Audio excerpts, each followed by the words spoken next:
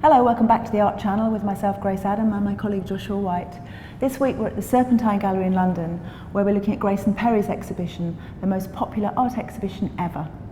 Perry famously is a social commentator, and in this exhibition he works in tapestry, weaving, carving, painting, and he's looking at ideas of Englishness, Britishness, identity, masculinity. So at the heart of this exhibition are these two pots made by Grayson Perry out of clay, coiled and then fired, and they're called Matching Pair. And the genesis of this project lies in a Channel 4 documentary in which he solicited contributions from members of the public, whereby people identified either belonging to Remain within the European referendum or Leave.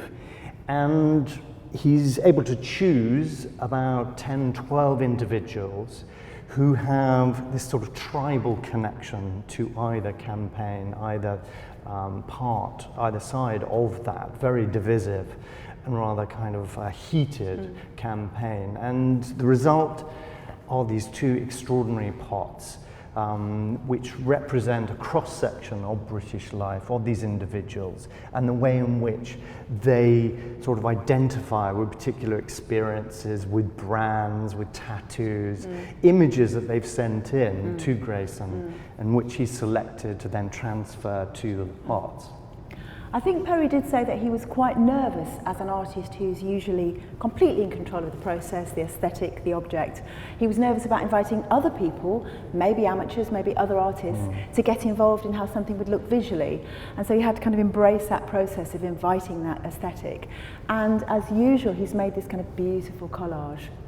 These, I think, particularly work well because they're very image-based. Often there's text, and there are the brands on. There's Marmite, John Lewis, and the BBC, sort of British brands that people identify with. But they are huge. They're sort of, the size of a child. You're engaging with this huge, huge object. And it is called Matching Pair, but they're not quite matching in size. This being the Remain campaign pot is 48% according to the vote, and the one we're going to look at is 52%. So, very, very close.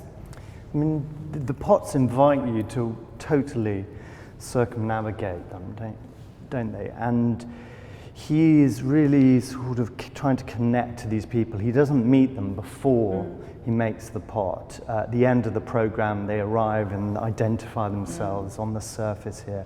But there's something very epic about them, isn't there? He's affectionately looking at these people. He's curious about their lifestyles, their affiliations, this sort of tribal sense of belonging that is emphatically kind of reinforced by this major decision we've just been through as a nation. And I think very engaging. I mean, he's, if you talk to somebody who perhaps doesn't know Perry's work very well, they say, oh yes, the potter. And he's quite happy to be called that. These are really engaging objects. Everybody has a pot, not one like this, but it's a useful object, or it's connected to the idea of the objects in our homes. So I think on that level, they're also very engaging. And then if we look across the floor, we have the Leave pot. And of course, what is immediately striking about it is how similar it is to the Remain pot. And this is the sort of major conclusion of the program, of this investigation, rifling through all of these thousands of images that were sent in. And you have overlapping sort of British values and interests, including Marmite and David Bowie. And the conclusion of the program he makes, which he can express in the pots, is how similar we all are. That actually, despite this very emotive sort of dividing point between these two camps, there's a lot they share in common. And I think, as you say, it's become, it's what everybody is talking about, but actually there are massive overlaps. Both camps claim David Bowie, which is very interesting. This one does have images of people like Winston Churchill and Nigel Farage, who of course was involved deeply in the Brexit kind of campaign. But as you say, they look very, very similar. More brings us together than divides us. And the references to tattoos. He was sort of really intrigued by the tattoos, and particularly in the Leave campaign, how they're borrowing from other cultures and there are references to kind of almost like Hindu or yoga symbols that he's attached through a kind of photographic transfer process. We have references to the Union Jack, but so too it appears on the Remain pot. These are kind of ordinary people, your neighbours, your co-workers, your relatives. You know, it's all very familiar. And I think Grayson Perry is so sort of clever in that way, using that sort of sociologist and anthropologist eye to sort of look intently at our contemporary society. And I think that partly explains why he sort of touches this chord, why he's become this kind of living national treasure. I think he does tap into things which are difficult to talk about. Our politics, the nature of being English or British, our identity, masculinity, the kind of personal iconographies that we all carry are quite awkward things to talk about. And you could engage with a probably very serious documentary on TV, or you could go engage with a Grayson Perry exhibition, which is tackling the same issues in a much more real way, probably. And lastly, we should just consider the sort of artistic quality of these pots. I mean, they are tremendous. He deliberately, consciously employs this craft tradition of ceramics that goes back really to our ancient, most sort of earlier civilizations. And the way in which the surface of the pots can carry these narratives, these sort of epic stories, these great sort of characters that are amplified really on the surface of these wonderful objects. Here we're looking at one of Perry's tapestries, The Battle of Britain, made for this exhibition. And we have a kind of panoramic view of Middle England, really. It's incredibly complicated, referring back to Nasher's painting, The Battle of Britain, with a road running right through the middle under this sort of hopeful rainbow, a cloud of birds. And on the right-hand side, a motorway with lorries. On the left-hand side, a fairly down-at-heel terrace of houses with all the iconography, the images, the messages that are playing into this debate about whether Britain belongs in Europe or not. Yeah, it's I mean, a tapestry is an old tradition of weaving going back to the Middle Ages, and largely they were commissioned by kings and royal courts, and he updates it. He gives us this contemporary overview of the British landscape and what he calls edgelands. That is these sort of marginal spaces where urban sort of sprawl meets the countryside, and you get that kind of sort of feeling of wasted space, of junk. There's a burning car in the tapestry. We have a motorway running over it to the right, and a railway line on the left. This is kind of active, busy Britain, sprawling, industrial and post-industrial. He's really created this encyclopedic view of this sort of historically very romanticized landscape. And you're right, this is a reality. This is the edge of the city. This is the city kind of sprawling out into the countryside, which is not always beautiful.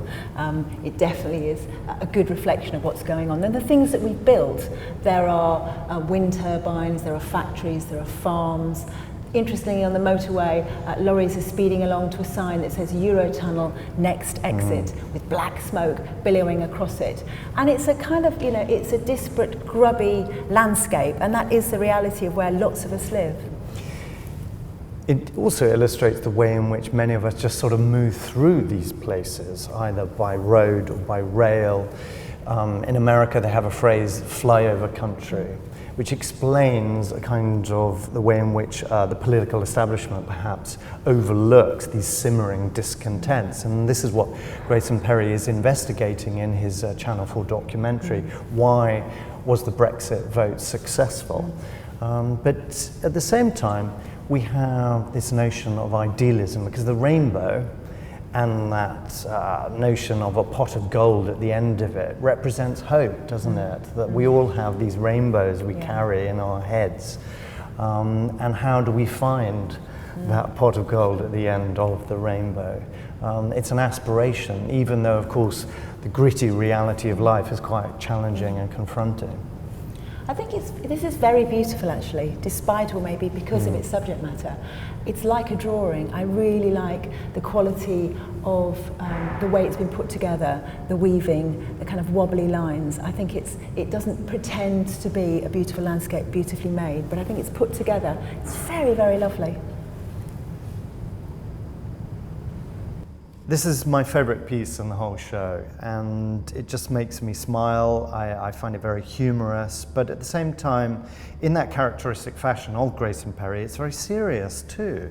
You know, he's able to kind of touch on the witty, but at the same time actually asks us to consider quite sort of important issues. And this is called Head of a Fallen Giant, made in 2008, so it long predates the referendum and all of that polarization.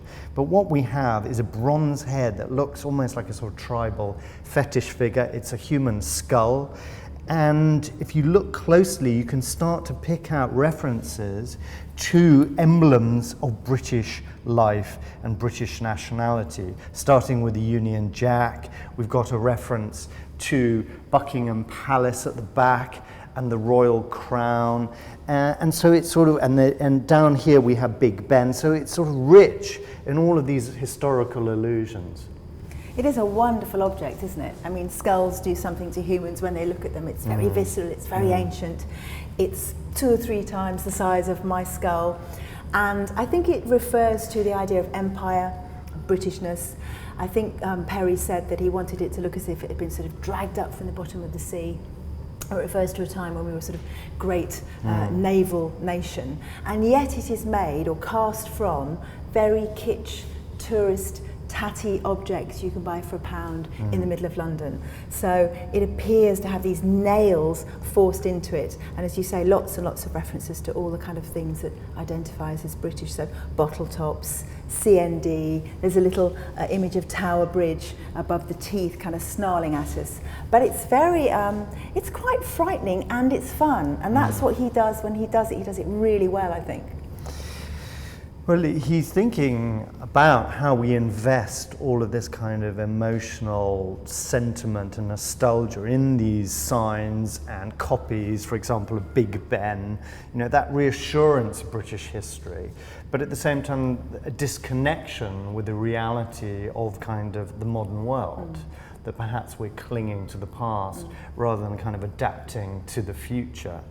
And it gives this object extraordinary kind of sort of power, really, and I'm drawn to these sort of rather sinister grinning teeth that still remain within the skull. I think it's really interesting because it also, I think, plays into collecting and curating and the way that we all collect and curate at home. You know, especially if you go on holiday, you probably buy things that you would never buy normally. So, you know, people coming to Britain, to London, and buying these very odd little objects as gifts, as mementos, that, as you say, are possibly quite disconnected from the reality, from contemporary life. Here we're looking at Grayson Perry's piece called Marriage Shrine, and this is a homage, a celebration of his loving relationship, as he calls it, with his wife Philippa, and they both appear inside this little kind of shrine, which was made by somebody for Perry to kind of fill with objects. Inside, I mean, there are lots and lots of objects, including a skull, but inside both of their sort of hollowed out stomachs are tiny little objects. Inside Perry's is a little tiny piece from his motorbike, which they apparently went on a very early date, and it broke down, and their entire date was spent pushing this motorbike up the hill. And inside of hers is a little tiny clip from the umbilical cord of when her daughter was born. So they're very personal, significant objects that fill up this space. It actually sits in their own garden, which is unusual because it connects us to the life of the artist, to his relationship with his wife, Philippa. It's very personal, very private. It encapsulates their love, their romance. And he talks about the value of ritual, which we're increasingly losing in a secular age. And he's inspired by folk art, and he quotes particularly Lithuanian folk art. But this is the type of shrine you would have seen all over Europe, and particularly Britain, in the Middle Ages, places where pilgrims would bring offerings, would light candles, and you can see that Grayson is actually holding a staff as if he's on a journey with these little charms on them, and all around the shrine are these little objects that have been gathered like pebbles and little sort of votive pieces of metal work. Yes, it's very much a kind of combination of different kinds of shrines, but as you say, you still see them in Europe.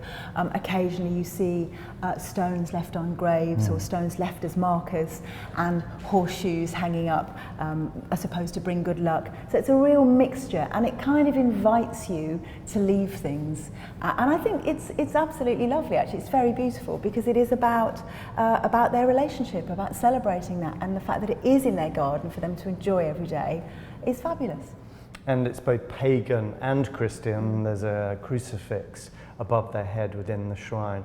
And I think it also demonstrates the way in which we invent our own rituals within our own relationships, commemorate and celebrate particular events that make us laugh, or perhaps even sometimes make us sad too. But it's a very moving object, actually, and he's really kind of sort of shared this intimate experience with a wider audience. I think it's, you know, very sort of typically generous of him, actually. And it's this idea of elevating rubbishy, meaningless bits of objects, you know, like the skull. A little clip off a motorbike means nothing unless it's invested with your history, your past. And it connects, I think, two other objects in the show. This notion of the fetish object, or something invested with real feeling, and with this kind of projected hope that you could extract some kind of power and reassurance from it too at the same time. I think as ever, Perry's work is engaging. It's populist, which is a bit of a dirty word, but lots of people come to galleries to see his work. Everybody, or lots of people, can engage with these pieces, partly because of the way they're made and partly because of their subject matter. He is a social commentator. He does get a lot of people to think about art and look at art because it connects directly with their lives.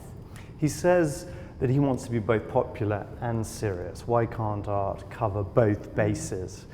And he pulls that off very effectively. And I think he does that using a strategy of being a kind of ethnographer, looking at contemporary life. We can recognize the characters on the pots, politicians particularly, cultural references.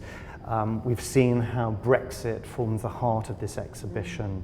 And he's trying to listen and respond to these voices, to try and map the age we live in. And he reminds me of William Hogarth in the 18th century, and also oddly, of political cartoonists, which has a long tradition. You have these sort of larger-than-life characters, caricatures, really, of big personalities. And I think very few artists seriously tackle those issues in quite such a brave way as he does. Thank you for watching this film on the Art Channel. Please give it a thumbs up if you've enjoyed it. You can also share and distribute the film. You can also follow us on social media to have updates of our latest films on Twitter, Facebook, and Instagram.